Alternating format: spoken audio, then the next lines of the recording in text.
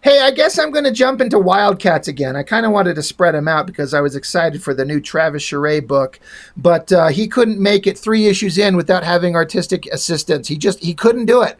He has no capability of being on a monthly schedule. And I really get cheesed off because I'm like, you guys should have just taken the time and let Travis Charest bank a bunch of issues before you resolicited and released issue one. Because honestly, we're here for Travis Charest artwork. In this era, I think it's 99 in here. Yeah, this is 99. He was like at the peak of his popularity at the time. And that's what we're here for. And he did 2 full issues.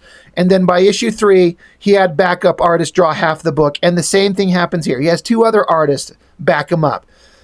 And it's like, oh my God. In retrospect, looking at it now, it's like, yeah, Travis Charest's artwork is awesome.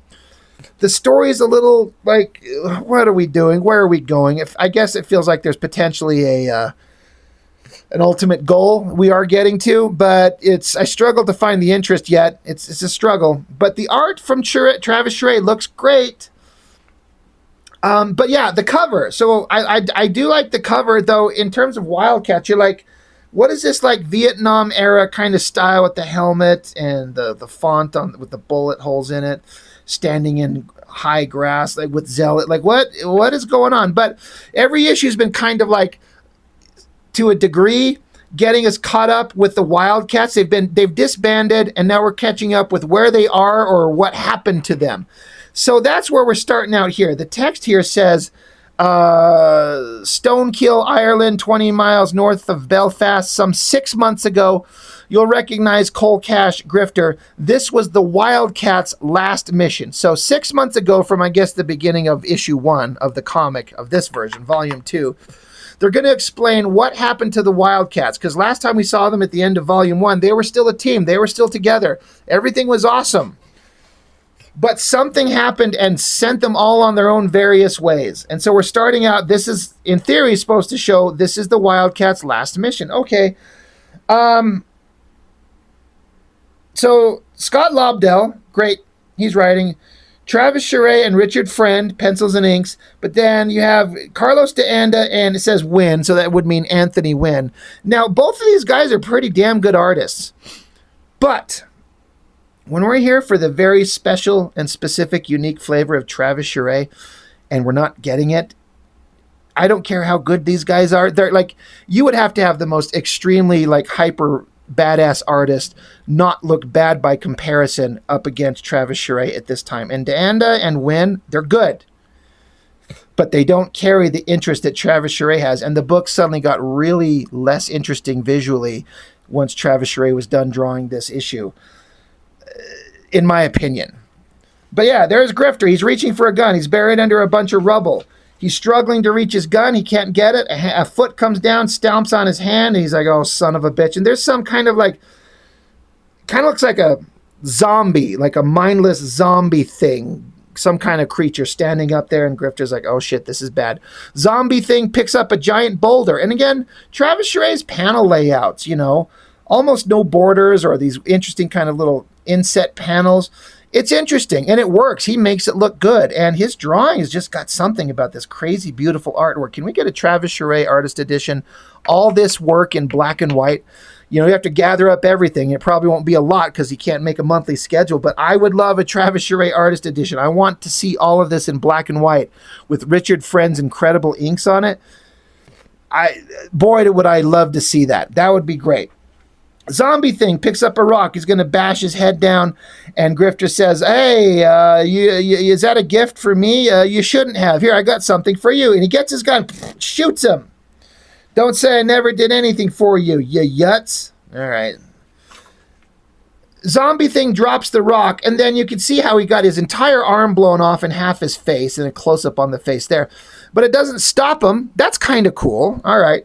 Grifter's like kind of freaking out. He's like, oh God, because he's pinned underneath some rocks. So zombie monster reaches a hand out, but what's interesting is behind him, these giant, these things, pointy claws. If it's a Wildcats comic, you're like, oh shit, this has to be Warblade, right? We haven't seen Warblade. What's he doing? And this kind of use of his powers, I'm like, that's kind of badass. That is very different. We don't see the slaughter happen. We hear the sound effect as Grifter turns his head away from the blood. Grifter says, "That's a little harsh, right?"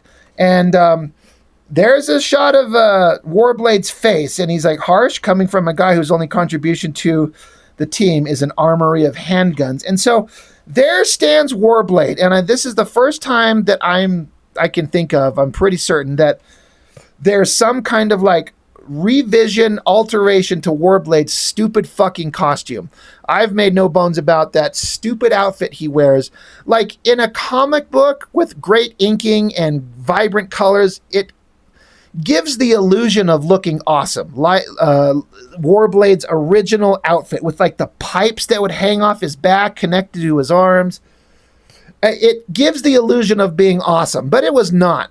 And so now here's a version where it's been kind of stripped down, kind of like black and or dark gray, spandex outfit. He kept the basic kind of like head sheathing and a ponytail, but it's not like this ridiculous over the top like ponytail that's like flailing through the air for 5 feet. I really like these little round little ports or whatever the hell they are on Warblade's body. Those look really cool. And again, you got the hands formed into blades. That makes sense. That's what Warblade's always done. But his entire body's like a liquid metal thing, right?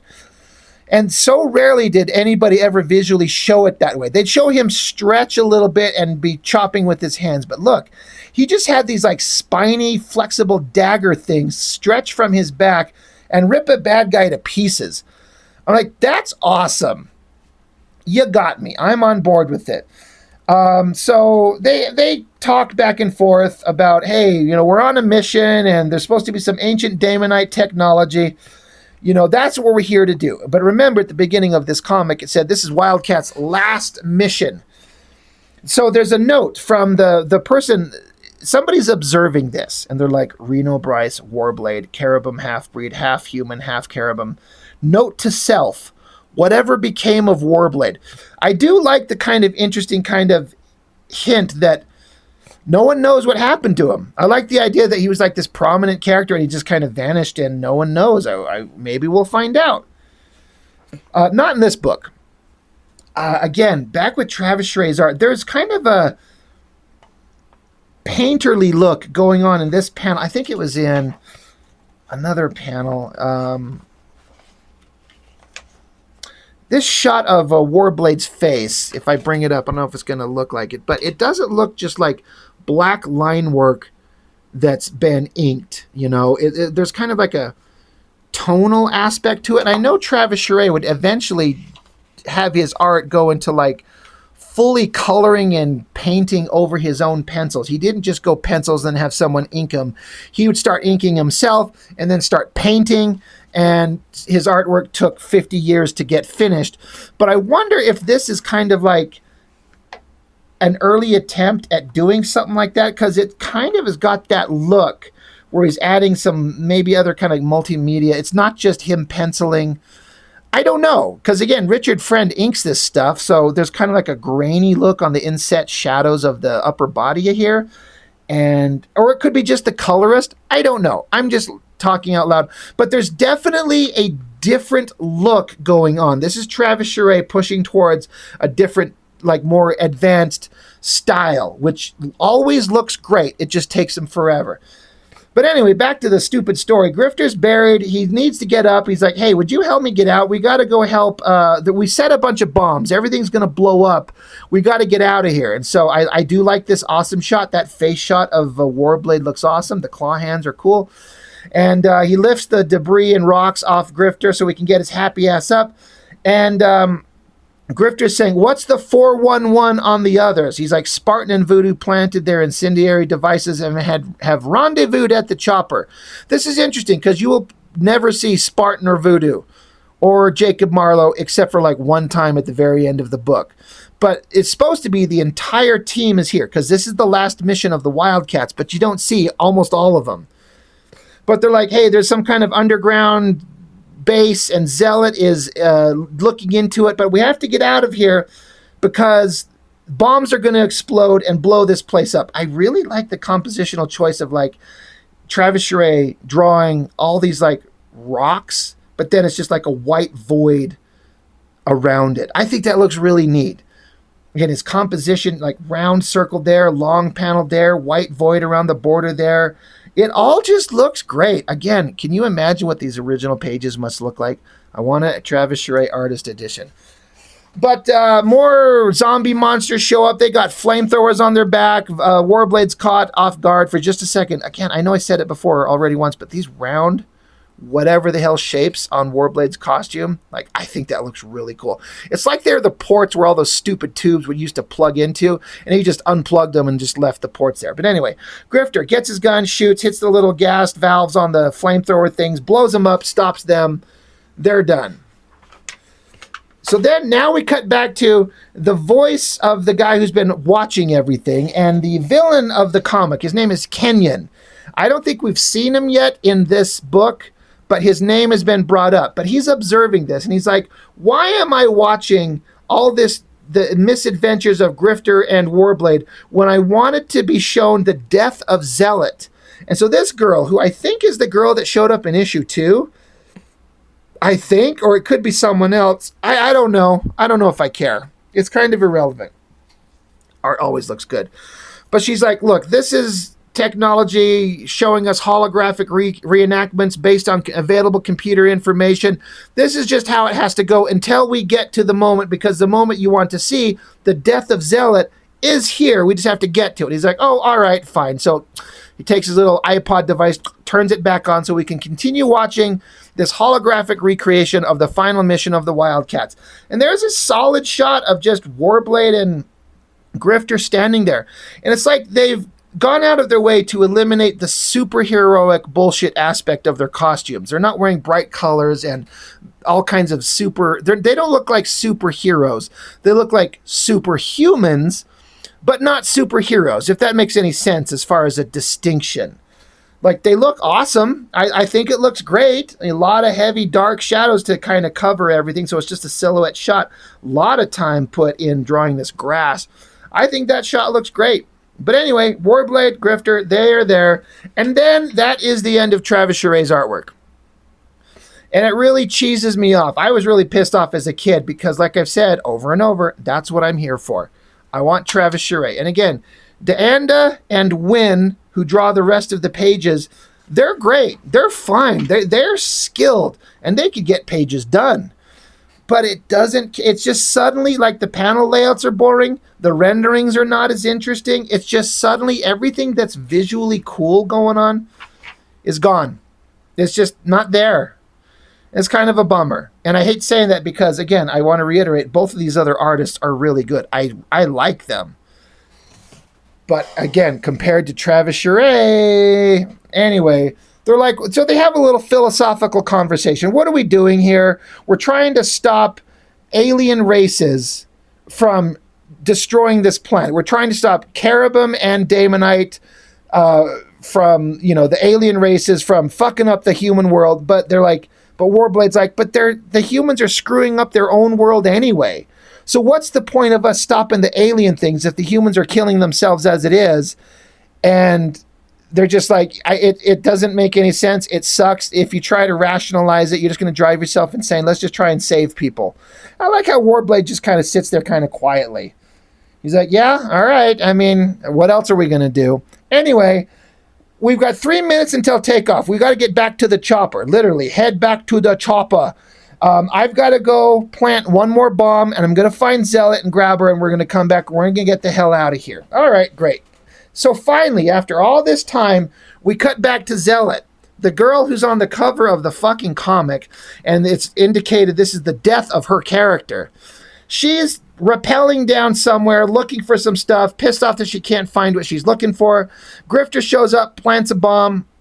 Zealot's still looking around, and so while Grifter's planning his last bomb and Zealot's getting ready to come because they got to get out of it. They got a 3-minute timer. They said that on this previous page.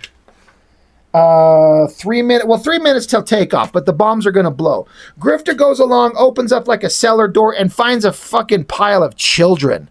He's like, oh, shit, the situation just changed, guys. We can't blow up this fucking town without taking these kids with us.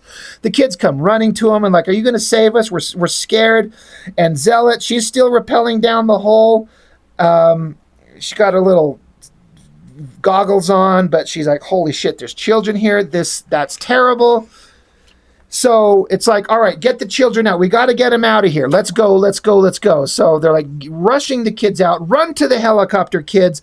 It's out there in the distance. Run. Don't stop. We're right behind you. I've always thought that this shot of down here of Zealot, because she climbed up out of the hole she was in, it's just really well drawn. I like the proportions. I like all the detail of the gear hanging off her. There's something really solid about that drawing. That's that Carlos de Anda. He's really good. He just kind of showed up out of nowhere and it was just like suddenly excellent. Not as good as Travis Charest, but anyway, they're like, hey, come on, kid, we got to go. Kids, go, run, kids, go, go, go. And the kids are like, yeah, but the monsters are going to kill us. And they're going to kill you. And there's another one of these zombie things. And so it's going to get him. It takes Grifter by surprise. But Zealot showed up and stabbed the monster thing, killed it. The kids are all like, yay, pretty girl saved us. Like, all right, come on, kids, let's get the fuck out of here. So Grifter's ahead. He's running ahead. He's got a bunch of kids in his arms. There's Warblade right here. And he's like, where the fuck do you find a bunch of kids at? He's like, get them on the chopper. You know, the helicopter we haven't seen, but they keep telling us it's there. So Grifter hands off the kids to Warblade and says, go, I got to go back and help Zealot. She's rescuing the last kid. She's on her way. I'm going to go help her. Just go. So Zealot's carrying a couple of kids. Grifter's running towards her. The text talks about how you have to understand the connection between Zealot and Grifter. She met him at a time when he'd gone nearly insane, driven mad as a result of an IO experiment. She gave him back his life. But he wasn't able to do that for her. So he pulls out a couple of guns, and then just out of the blue, behind Zealot are more zombie things. So Grifter gets out there and he starts unloading his guns, killing the zombie things. But the zombie things get shots off, and Zealot literally uses her body to take the bullets to protect the kids. I gotta be honest, Zealot as a character has always been this like mean-spirited, angry bitch. It just wants to kill, kill, kill. And, you know, done right, that can be kind of interesting. In the Alan Moore run, when she was up on her own alien planet, she became a hardcore, like, horrible person. So anyway, the idea that she's taking bullets to protect children is kind of, to me, like the first time I've ever seen this character doing something selfless to protect innocents. She takes bullets to protect children. Good for her. That's awesome. Grifter shoots the bad guys down, kills them dead, runs over. Zealot's lying on the ground, bleeding out. Grifter's grabbing the kids. He's like, come on, let's go. And the kids are like, the pretty lady saved us. And so Grifter gives one last, he's like, come on, we got to go. And she says, go. You can't do anything for me. He's like, I'll be back. She says, no, you'll be here in my heart, Cole, always. I have to say, this is Anthony Wynn's artwork. I can totally tell because Anthony Wynn did kind of like a really awesome approximation of old school Mark Silvestri stuff. And this looks to me like old school Mark Silvestri type work. It is not Carlos de Anda. It is certainly not Travis Charest, but I can see it. That's him. And I like his work. But like I've said before, I'm sorry, I'm repeating myself. Compared to Travis Charest, it doesn't carry a fraction of the drama and the interest. But the story basically is that she's shot and she dies. Grifter can't take her because he has to get the kids out of there. And she's lying on the ground, bleeding out. He gets back to, there's the chopper that we've heard about. Now, this is a Carlos de Anda page, and I love the background, the detail on the rocky kind of backgrounds here. It looks great. But he's handing the kids off into Warblade. He's like, here's the kids. Like, where's Zell? It's like, she's down. She's been shot. I'm going back. And a voice says, the hell you are, kid. And so Grifter says, Marlowe, so help me. So I guess Jacob Marlowe's there. I guess that's him flying the helicopter. He's like, and Marlowe's like, look, there's not enough time. You can't go back for her. There's no time. We have to get out of here. So the helicopter takes off and gets accelerating, and then the whole place blows up. Again, killing Zealot. If she wasn't dead, the explosion killed her. She's done. And so the text is, it's Kenyon talking. He's like, as I've said, well, the Kenyon and the girl that were watching this holographic recreation. As I've said, this was their last mission as the Wildcats. The loss of one of their own was too much of them for them to bear.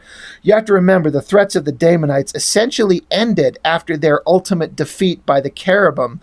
The Wildcats became, in essence, soldiers without a war, warriors without a reason for fighting. In the end, they were all people. They were people giving their all until they had nothing left to give. Now, I kind of like all that text and that description. Like, the reason for them to exist is gone, and they're warriors giving everything for something that doesn't exist anymore. And here's the only time that you see other characters. Like, that's supposed to be Jacob Marlowe, I guess. I think that's supposed to be Voodoo, even though she was never really, they was mentioned once, but never seen. But I guess that's Voodoo. There's Warblade. There's Grifter, Sad. And I'm guessing that's Spartan. So like I said, this is the last mission of the Wildcats as a team that we never got to see. Zealot died, and it was so heartbreaking for the team, they disbanded and went their own separate ways. I'm like, you know what? That's kind of interesting. And so the girl and Kenyon, they're watching that, and she's just like, wow. And Kenyon, he's getting a jacket on, he's putting his hat on, he's getting ready to leave. And he says, she is good, I'll give her that. And the girl's like, is good? You mean you don't actually think she's still alive after all of that? Sir? He doesn't answer her. She's implying that he makes it sound like she's still alive. She is good, not she was good. She's good. She's like, you don't think she's still alive? And he doesn't answer. And he leaves. And there's just a silent door. So they're leaving the possibility, like, Zealot's not dead, which, come on, of course she's still alive. This is a comic book, and she's like one of the major characters. But I like that he kind of sees it. He kind of recognizes it. And he kind of, like, by saying she is good, implies that she had some kind of hand in her presumed death, I guess, is what I'm thinking. Like, she's good. Like, she gave the ultimate scenario that would lead every one of her teammates to think that she's dead, and that was her plan. That's how I read that. So I'm kind of intrigued. The comic is finally giving me a little bit in terms of story that makes me interested. Like, as opposed to the last issue where Spartan was running around dressed as a chick making out with old men. We're sort of finally getting to a fucking point. So, but again, the main draw of this book for me was Travis Charest artwork. And then the next issue, it told me that's drawn by Brian Hitch and Paul Neary. Now, I was a huge fan of Brian Hitch.